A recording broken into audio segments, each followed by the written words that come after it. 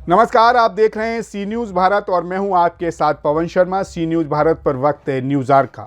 खबर बालाघाट से है, जहां विधानसभा चुनाव को लेकर राष्ट्रीय पार्टी कांग्रेस और भारतीय जनता पार्टी सहित अन्य दलों के प्रत्याशियों ने चुनाव प्रक्रिया में अपना नामांकन दाखिल कर दिया है।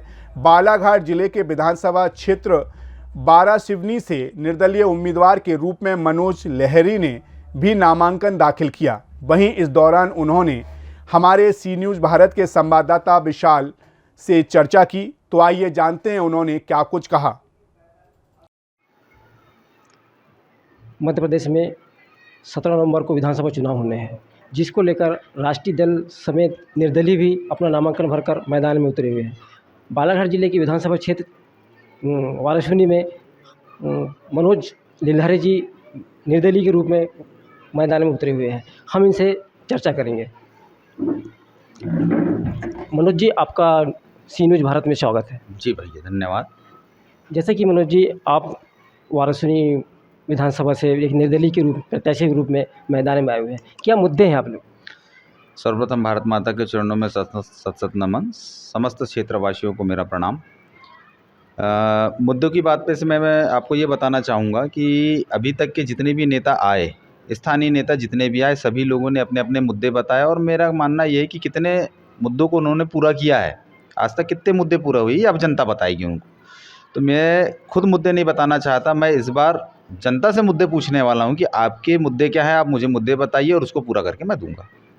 जैसे कि देखा जा रहा है कि काफ़ी लंबे समय से जो प्रदीप जायसवाल जी हैं, वो लंबे समय से यह राजनीति कर रहे हैं, तो उनके कार्यकाल को कैसे देखते हैं आप?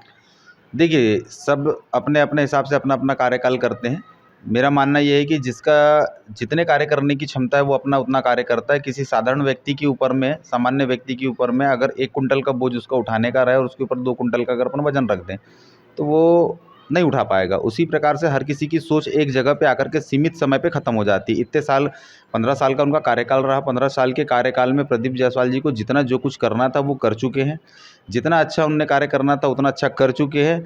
जितना कम करना था उतना कर चुके हैं, जितना ज़्यादा करना था उतना कर चुके हैं। अब उनकी समय सीमा अवधि खत्म हो चुकी है। अब इसके आगे और वो क्या कर लेंगे? भाई नई नई सोच, नई ऊर्जा के साथ में नया व्यक्ति सामने आएगा, वो नए कार्य करके दिखाएगा। जैसा कि देखा गया है कि आप लंबे समय से एक बीजेपी के कार्यकर्ता के रूप में रहे हैं, लेकिन ऐसा क्या हुआ जो आप अलग निर्दलीय? देखिए, सबसे बड़ी चीज़ तो ये है कि भारतीय जनता पार्टी में एक वरिष्ठ कार्यकर्ता के तौर पे मैंने अपना जो समय था वो अच्छे तौर पे दिया है और मैंने पार्टी के जितने भी मुझे कार्य पदभार सौंपे गए उनको बखूबी मैंने निभाया है। और आज बात बच गई कि बागी होकर के लड़ना, निर्दलीय लड़ना, बागी हो रहे हैं, तो भाई देखिए, सबसे पहली चीज़ तो हम लोग बागी है नहीं। बागी तो पूरी पार्टियों में ही बागी भर गए हैं। आप अभी आप कांग्रेस का ग्राफ उठा करके देख लीजिए। कांग्रेस से जिनको प्रत्याशी बनाया गया, पिछले बार उन्होंने कांग्रेस का ही घोर विरोध किया था और एक निर्दलीय प्रत्याशी के साथ में वो खुल करके समर्थन में थे। ये किसी जनता से छुपा हुआ नहीं है। इस बार पार्टी ने उनको निर्दलीय को प्रत्याशी बना दी, बताइए। और जो पार्टी में कंधे बढ़िया, पिछले बार जो कांग्रेस का साथ लेके कंधे से कंधा मिला करके चल रहे थे, उनको बागी करके रख दिया गया। अब बागी तो उनको बना दिया गया बेचारों को। इतनी मेहनत करने के बाद में आज बताइए, जिनने पिछले बार बगावत की उनको पार्टी टिकट दे दी।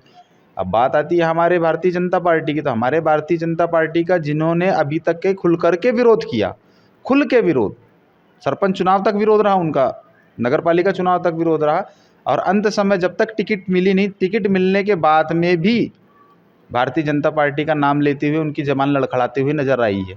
तो भैया, जब सब बागी, सभी प्रत्याशी जब पार्टियों में बागी भरे हुए, तो हम कहाँ के बागी हो गए भैया? हम तो आज जैसी भी कंडीशन में निर्दलीय और अपनी जगह पे जमे।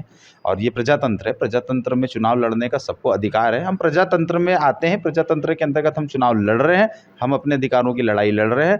प्रजातंत्र में जिस प्रकार से वोट देने का अधिकार है, उसी प्रकार से चुनाव लड़ने का भी अधिकार है। इसमें कोई आगी और बागी और कोई निर्दलीय विर्दलीय, ये सब चीज़ें बेकार की बात है। अपना वर्चस्व अच्छा होना, अपने में दृढ़ संकल्प होना और जनता का साथ होना, चुनाव उसमें परिणाम आता है। जैसा कि आपने क्षेत्र में ऐसा क्या किया है जो आप लोग जनता के बीच जाएंगे? जी हाँ, देखिए, सबसे बड़ी चीज़ तो मैं आपको ये बता दूं, अभी तक के इतने बड़े क्षेत्र में 90 पंचायतों की हमारी विधानसभा है। इतने बड़े क्षेत्र में अभी कोई कार्य करने का हमें इतना अच्छा अवसर प्राप्त नहीं हुआ। फिर भी लगभग हम लोगों को सामाजिक कार्यों में सार्वजनिक कार्यों में जाने का जनता के बीच अच्छा मौका मिला। उस जगह हम गए भी, जनता से मिले भी और जनता की समस्याओं को हमने समझा। समझने के बाद हमको समझ में आया कि ज़मीनी स्तर का रहने वाला व्यक्ति, ज़मीनी स्तर का कार्यकर्ता, ज़मीनी स्तर का मतदाता आज के समय में सही में परेशान है, सही में प्रताड़ित है। स्थानीय जो नेता हैं, स्थानीय नेताओं का उनकी तरफ में किसी भी प्रकार का कोई ध्यान नहीं है। देखिए, सत्ता चाहे कांग्रेस की सरकार बने, चाहे भाजपा की सरकार बने, सरकार चाहे किसी की भी बने, एक गरीब व्यक्ति नीचे जो मध्यम वर्गीय व्यक्ति जो बैठा है या धनाढ्य व्यक्ति जो भी बैठा है, कोई भी वर्ग का व्यक्ति आता होगा, वो कमाएगा तो खाएगा। लेकिन जिस समय उनके साथ विषम परिस्थितियां उत्पन्न हो जाती, उनके ग्राम में विषम परिस्थितियां उत्पन्न हो जाती, उस समय फर्ज बनता है स्थानीय नेताओं का कि उनके साथ खड़े रहे, उनके कंधे से कंधे मिला करके चले। ये सब चीज़ें नहीं होती। क्यों नहीं होती? उसका भी कारण है कि स्थानीय नेता जनता को जितना समय देना चाहिए उतना समय ना देते हुए अपने व्यापार को समय देते हैं, अपने व्यापार को समय देते हैं। जनता देखिए, अगर आप समाज सेवा के लिए आए तो आपको समाज की ही सेवा करना चाहिए। तो भाई, आप समाज सेवा करना है, समाज की सेवा करेंगे जब तो आप जनता को टाइम दे पाएंगे। में आप जा करके अपने व्यापार को समय देते हैं। तो भाई ये बताइए, आज प्रताड़ित है जनता, परेशान है, हमारे स्थानीय लोग, स्थानीय जो हमारे परेशान है, इनका साथ कौन देगा? तो जब हमें समझ में आया और समझ में आने के बाद जब जनता को समझ में आया कि ये हमारे लिए मजबूत हाथ बनकर के सामने आ सकता है, तब उन्होंने हमें उठा करके आगे लाया, आगे बढ़ाया। और बात बच गई कि विकास कार्यों की क्षेत्र में हमने ऐसा क्या किया? तो हमने जनता के बीच में जा करके अंतिम छोर के हर एक व्यक्ति के पास जा करके उनकी जैसे से हमसे बनी वैसे से हमने उनकी जा करके मदद की है। जो कि हमारे पद में रहने के बाद बनना था कि हम मदद करें, हमने पद में रहने के पहले उनकी जा करके मदद करी है। तो मदद करना भी एक अच्छा कार्य है। उसको चलते हुए अब जैसे मैंने इसके पहले भाई साहब बताया, हर मीडिया चैनल के माध्यम से बताया कि पुलिया बना लेना, रोड बना लेना, सड़क बना लेना, ये सब विकास कार्य नहीं, ये तो कर्म है। भाई सरकार पैसा दे रही है आपको पैसा दे रही, तो पैसे का कार्य तो आपको करके देना पड़ेगा। आप नहीं करोगे तो क्या मतदाता करके देगा जिनने आपको वोट दिया?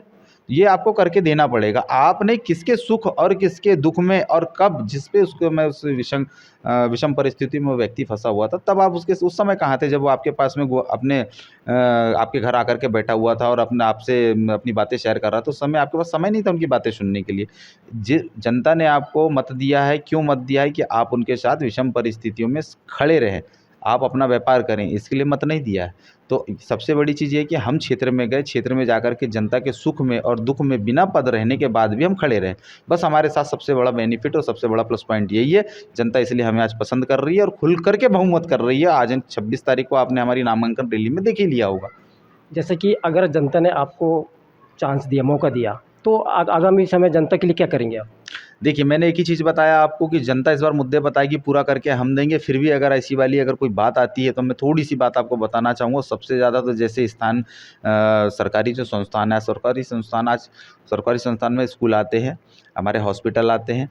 स्कूल और हॉस्पिटल, सरकारी स्कूलों में आज तक स्थानीय किसी भी नेता ने एक भी दिन अकस्मात निरीक्षण नहीं किया है। अकस्मात अगर आज निरीक्षण कर लेते तो स्कूलों की कंडीशन भाई साहब आज ये नहीं रहती। सरकारी स्कूल में पढ़ाने वाला जो शिक्षक है, आज की तारीख में वहाँ पे शिक्षक जो पढ़ा रहे हैं वो पोस्ट ग्रेजुएट शिक्षक हैं। आज डीएड बीएड करे हुए टीचर्स वहाँ पढ़ा रहे हैं।